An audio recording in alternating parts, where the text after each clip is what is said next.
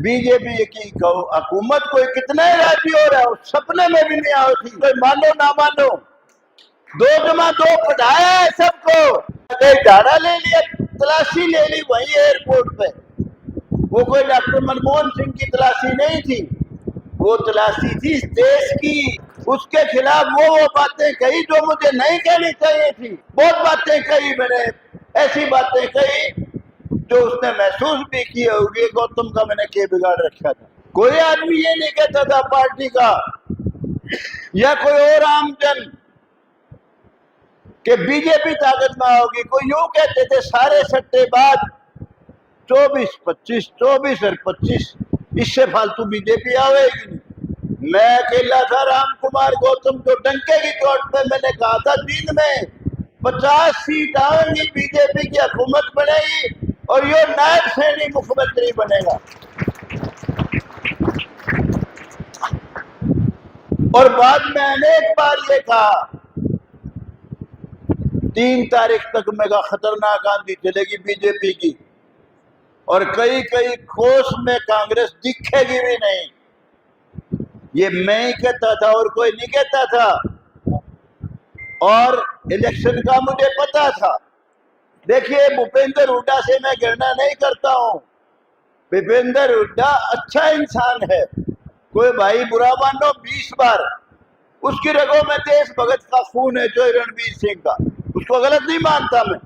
लेकिन अगर मैं उसके खिलाफ नहीं बोलूं तो बीजेपी की हुकूमत नहीं बनती थी। मैंने 2 का पढ़ा, उसके खिलाफ वो बातें कही जो मुझे नहीं कहनी चाहिए थी। उसको बुरा भी लगा होगा। बहुत बातें कही मैंने, ऐसी बातें कही जो उसने महसूस भी की होगी। गौतम का मैंने क्या बिगाड़ रखा था। लेकिन अगर मैं ये नहीं बताऊं कि भाई बीजेपी लाओगे तो यो फायदा और या हुड्डा पार्टी लाओगे तो इसका यो नुकसान, वो इस लेवल तक चला गया मैं, जो मुझे शोभा भी नहीं देता था। लेकिन अगर मैं उस लेवल तक नहीं जाता तो भाई बीजेपी की हुकूमत कोई कितना ही राजी हो रहा है, सपने में भी नहीं आई थी। 25 नहीं आवे, 35 आ गए हैं। ये जो खेल था मेरा, जो 2-2 का, कोई मानो ना मानो, 2-2 पढ़ाया है सबको।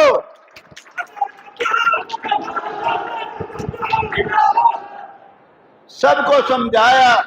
देखो भाई, अगर बीजेपी को बनाओगे तो नायब सैनी मुख्यमंत्री बनेगा, सबको सबका हक देगा, 36 बरादरी का हकूक वाली पार्टी बनेगी। और भाई हुड्डा साहब को अगर बनाओगे, हुड्डा पार्टी को, 10 साल इसका राज देख चुके हो। बहुत बातें और कही जो मैं यहाँ नहीं कह सकता। उसके खिलाफ बोला मैं, उसे नफरत नहीं करता हूं, लेकिन फिर भी बोला। राज आवा ही नहीं था वरना किसी सूरत में भी। और मैंने कहा भाई, अगर चाहते हो आप हरियाणा में सबका भला हो तो 2 हरफ की बात है, कई हरफों के हिसाब से समझाया मैंने, समझ गए। कोई मानो ना मानो उसकी चिंता नहीं करता हूं मैं। कोई भाई राजी हो रहा हूं तेरी वजह से बन गई। हाँ, नायब सैनी को अगर चीफ मिनिस्टर नहीं बनाते, सपने में भी बीजेपी आवे नहीं थी किसी सूरत में भी। नायब सैनी एक ट्रम्प कार्ड था, ट्रम्प कार्ड, जीत का पत्ता। गरीब लोगों में एक मैसेज गया, सैनी में, बैकवर्ड में और डाउन रोड, छोटे मोटे गरीब गुरबे मेरे जैसे।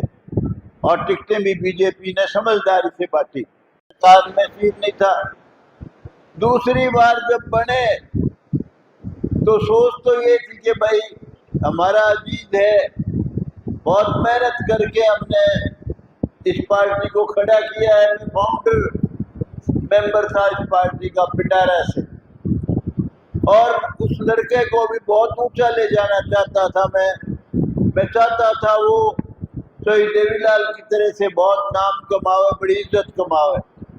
लेकिन खैर, उसकी अपनी सोच थी, अब उसका जिक्र नहीं करना चाहता मैं। अपनी अपनी सोच है।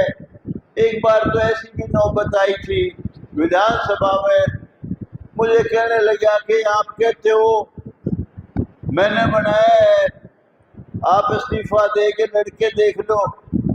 तो मैंने कहा भाई तू तो ब्रजेंद्र की माँ से भी हारा था और 45,000 वोट से जीत गया।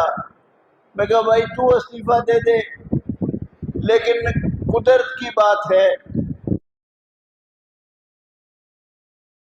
लड़के देख लिया, मेरे ख्याल में चौथा नंबर पे है शायद, और जमानत भी जब्त हुई है।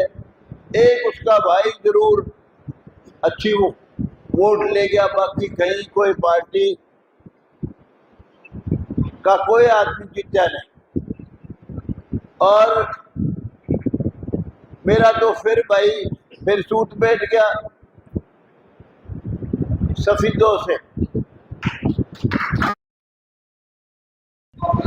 उतरने के लायक नहीं है, उतर नहीं सकते, इतनी ताकत भगवान बड़ी कुर्सी बिठाओ जब जाके उतरे भाई, ठीक है ना। वो हमारे बड़की नहीं, हमने तो छोटी मोटी का सूत बैठे उड़े नुगैयों का सुरा गणेश ने वाला भगवान जा रहे, हर आदमी जानता है भाई हमारा भी रोल है सरकार को बनाना, लेकिन भाई चलो जो लिख रखा है आपने वो बनेगी भाई। झाड़ा ले लिया, तलाशी ले ली वही एयरपोर्ट पे, वो कोई डॉक्टर मनमोहन सिंह की तलाशी नहीं थी, वो तलाशी थी इस देश की। इस देश की इज्जत नहीं थी, इस देश को कूड़ा करकट समझते थे अमेरिका और वो दूसरे देश। नरेंद्र मोदी ने पहली बार बताया हिंदुस्तान है यो, पाकिस्तान नहीं है, और मंदिर बनेगा तो अयोध्या में बनेगा और के मक्का मदीना में बनाओगे इसको। बहुत बड़े काम किए हैं। मैंने कहा भाई इस पार्टी को बनाओ, इस पार्टी को बनाओगे तो नरेंद्र मोदी को भी ताकत मिलेगी जिसने देश को दुनिया में जनाया है।